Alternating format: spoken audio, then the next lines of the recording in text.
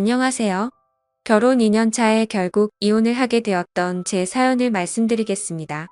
일단 이런 비슷한 일들로 며느리 못 쫓아내고 아내를 괴롭힌다는 얘기 많이 들었는데요.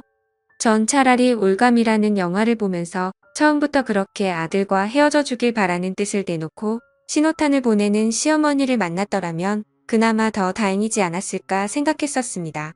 어느 한쪽이 아니라 거부를 해도 그런 비정상적인 관계는 손뼉도 마주쳐야 소리가 난다는 말이 딱인 걸 다 하니까 말이죠. 애초부터 그런 관계를 알았더라면 제가 겪은 2년이라는 결혼 생활은 이틀도 안 갔을 겁니다. 저의 경우는 시어머니가 아들은 언제나 자기 차지이고 집에서는 둘이 연애하며 살듯이 지내면서 제3자가 보기에는 나라는 평범한 아내가 아들 옆에 있는 정상적인 모습으로 보여지길 바라는 경우였습니다. 하여 시어머니가 대놓고 괴롭히진 않고 어디에선 놓았다 저기에선 조였다 헷갈리고 은근히 숨통을 조이게 하는 방식으로 어딘가 숨어서 조종하며 괴롭히는 듯한 그런 느낌을 2년간 받았습니다. 전 남편과 저는 의약제품 회사에서 사내 연애 커플로 2년을 만나며 결혼했습니다. 전 남편이 외동아들로 홀어머니 모시고 산다는 것은 이미 알고 있었고요.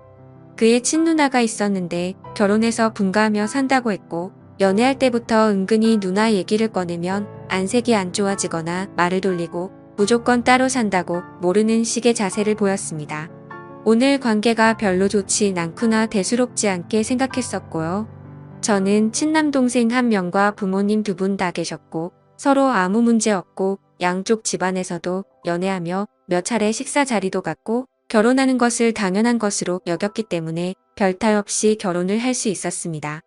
상견례 자리에서 못 본 전 남편의 친누나가 결혼식에서도 보이질 않았다는 것 빼면 그 어떠한 의심도 안 될 행복한 결혼이었습니다. 처음부터 전 남편의 홀어머니를 모시고 살 생각을 갖고 있었고 결혼하자마자 남편 집에 들어가 살았습니다. 들어간 지 일주일 정도 됐을 때인가 시어머니가 기특하다며 낯선 환경에 적응도 잘하고 함께 이렇게 행복하게 살았으면 좋겠다고 말씀하시길래 어머님도 이대로 쭉 건강하셔서 오래오래 저희 효도 많이 받고 사세요. 이렇게 말씀드렸더니 갑자기 정색하시면서 이러시는 겁니다. 아직 70살, 80살 먹은 병든 노인네도 아니고 건강에 이상 없고 나 정도면 당연히 건강한 거지 그걸 왜 꼭 그렇게 되지 않길 바라듯이 말로 강조를 하냐. 그리고 시어머니 앞에서 저희란 말을 어떻게 쓸 수 있냐. 저희라는 말을 쓸 수 있는 더 깊은 관계는 당연히 나이지 않겠냐. 그리고 효도란 말하지 마라 듣기 하나도 안 좋다. 나도 지금 한참 활동할 수 있는 나이의 아들과 함께 여기저기 다니며 나도 아들에게 무언가를 해줄 수 있는 능력이 되는데 너가 뭐 얼마나 잘나고 능력 있다고 나한테 효도란 말을 짓걸리냐 이렇게 말씀하시는 겁니다. 눈 하나 깜빡이지 않고 얼굴을 들이대시며 속사포 같은 말을 하니까 저는 그냥 벙찐 채로 듣고만 있다가 울먹이는 목소리로 죄송하다고 하고 깜짝 놀라 방 안으로 들어갔던 기억이 납니다. 그 후로 결혼 생활이 하루 이틀 지속되면서 저는 그 집안의 병풍 같다는 느낌을 뼈저리게 받아야 했습니다. 그 집에서는 신문을 2가지를 시켜봤는데 셋이 모여있을 때 밥 먹을 건 다 먹고 딱히 할 일은 없고 할 때 제가 과일을 깎아 내려놓고 시어머니와 전남편이 각각 신문을 보고 있으면 저는 전남편 옆에 앉아 전남편이 보고 있는 신문을 몸을 좀 가까이 대며 함께 보았습니다.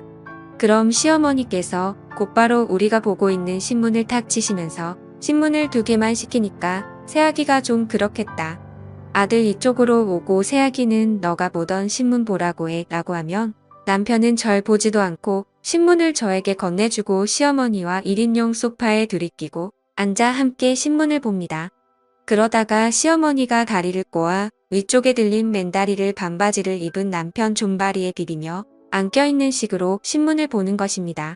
그렇게 되면 거의 시어머니가 전 남편에게 폭 앉혀있는 자세가 되고 남편의 팔은 자연스레 시어머니를 감싸며 신문을 드는 식으로 그렇게 보더라고요. 아들한테 과한 애교 부리는 시어머니의 모습 보신 분들 있으시면 막말로 얼마나 역겨운지 아실 겁니다. 남편의 키가 179 정도였고 시어머니는 저보다 좀 작으셨으니 158 내지 159 정도 됐을 겁니다. 저녁을 차리고 있을 때 남편은 부엌에 맞은편에 있는 베란다에서 담배를 태우고 있었습니다. 그때 시어머니께서 몰래 까치발로 전 남편 뒤로 갔더니 왁 하고 깜짝 놀래키는 겁니다. 그럼 남편은 시어머니 장난을 받아주듯 장난식으로 괴롭히려는 자세를 취하고 시어머니는 굉장히 바라고 있다는 듯이 아들도 엄마 가슴 만지기만 해봐 이러면서 귀여운 척을 해대고요.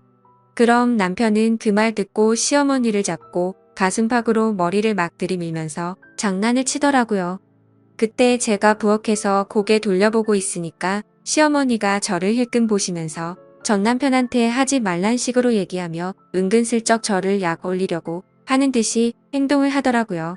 저런 상황들이 계속되니까 딱히 싫다는 눈치도 안 주고 괴롭히거나 내쫓으려는 행동도 안 하고 잔소리 또한 없으시고 정색 안 할 때는 말 하나하나 따뜻하게 말씀하시긴 하는데 마치 집안에서의 상황은 남편과 시어머니가 서로 좋아 죽겠는 신혼 초창기고 왠지 제가 그걸 어쩔 수 없이 보게 되는 시어머니가 된 듯한 그런 느낌이 들고 어쩔 때는 한참 연애 중인 친구 커플이 함께 있는데 제가 그 친구와 베프여서 친구가 저를 데리고 다니는 듯한 그런 제가 꼽사리를 끼거나 병풍 같은 느낌이 들더라고요.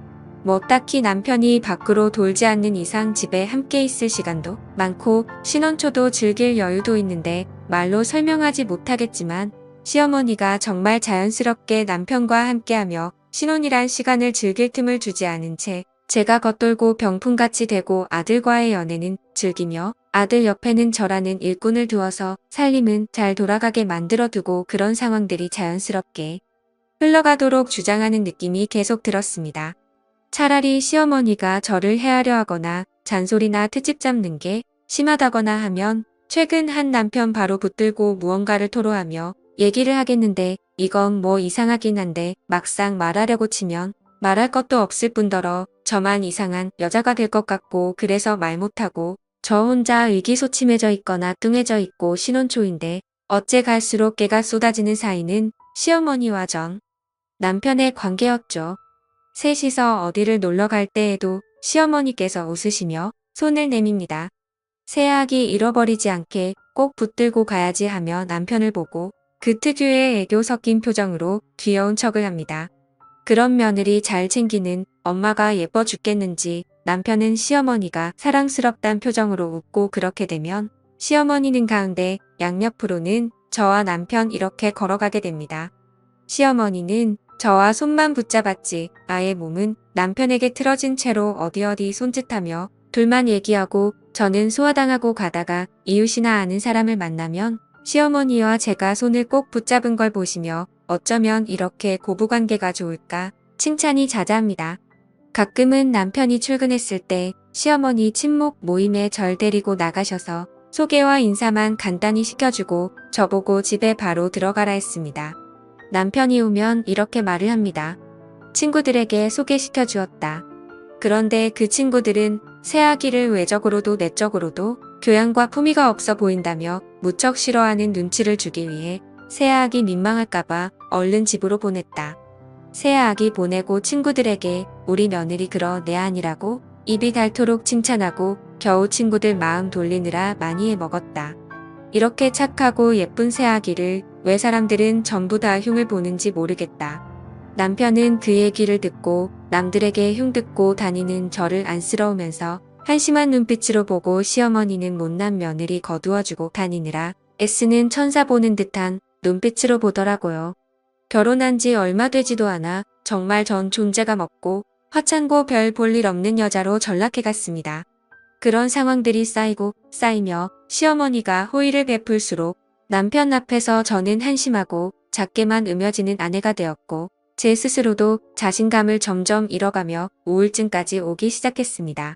정확히 속을 터놓을 만한 이유도 모른 채로 점점 숨통이 조여오고 가슴이 답답해져가고 나도 무언가의 이유를 찾고 소리라도 치르던가 한번 발광이라도 해서 무엇인가를 터뜨리고 싶은데 그럴 만한 명목 하나 없으니 그게 더 미칠 노릇이었습니다.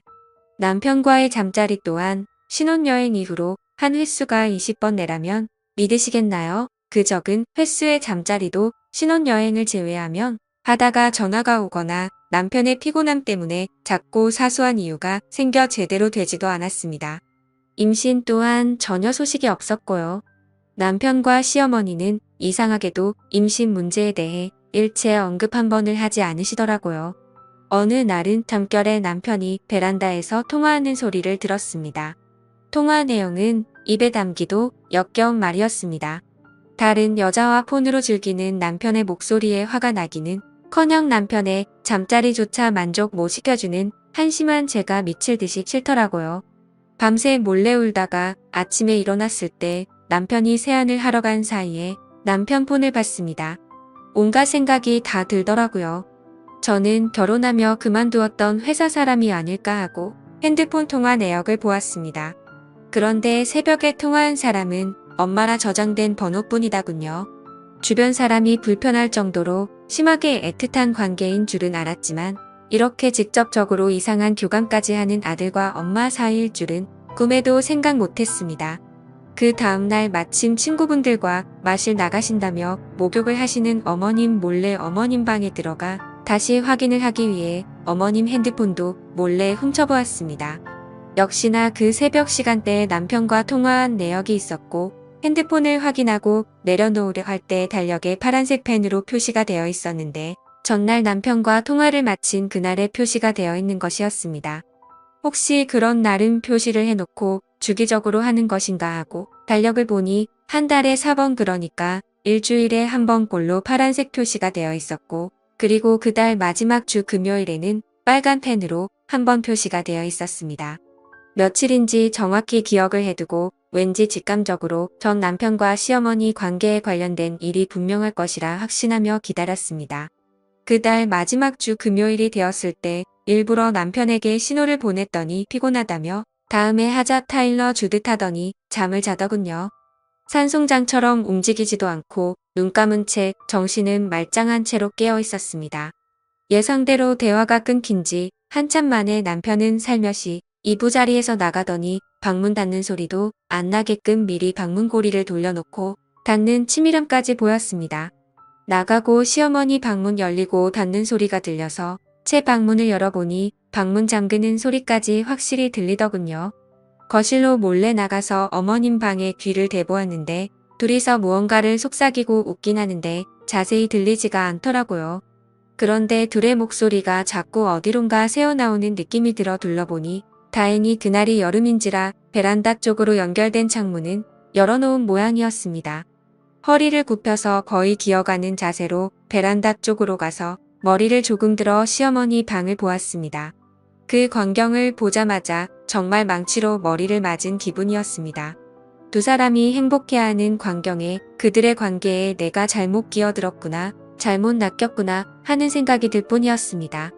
시어머니와 전남편 앉혀놓고 시어머니 방으로 들어가 달력을 갖고 와 탁자에 던져버리며 빨간색으로 표시한 날이 무슨 날인지 알고 있다고 말하니 두 사람 꿀먹은 벙어리가 되더군요.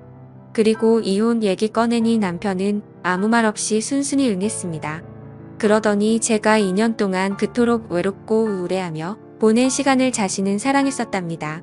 그리고 홀어머니에 대한 감정도 연민이라는 애정이었다. 다시 기회를 달라. 당장이라도 널 위해서라면 어머니 버릴 수 있다. 그런 말들을 받아줄 생각은 추후에도 없었지만 그래도 그런 말로 2년 일한 시간 보상받고 떠나고 싶었는데 정말 너무나 태연하게 이미 예정하고 있던 일이란 듯이 이혼을 처리해 나가니 그동안 내가 이 집안의 투명 인간이나 병풍찜으로 생각됐던 게 내가 맞게 생각한 거였구나. 확실히 깨닫게 되라고요. 이혼을 한 뒤 얼마 지나지 않아 전남편의 누나라는 분을 만나게 되었습니다. 아예 전남편과 시어머니와 연을 끊고 사는 이유가 그들의 관계를 알기 때문이라고 확신하고 빨간색으로 표시되었던 그날 제가 본 것을 설명드리니 역시나 담담하게 응하시더군요. 전남편의 아버지 되시는 분이 남편이 3살 되던 해쯤에 병증으로 돌아가셨는데 돌아가신 것도 충격이거니와 장례식에서 남편 아버님께서 바람폈던 여자의 존재를 시어머님이 알게 되었고 남편이 죽었다는 충격과 동시에 그 배신감이 아들에 대한 집착과 사랑 그리고 남편의 애정 결핍이 모두 아들에게 쏟아진 것 같다고 말을 들었습니다.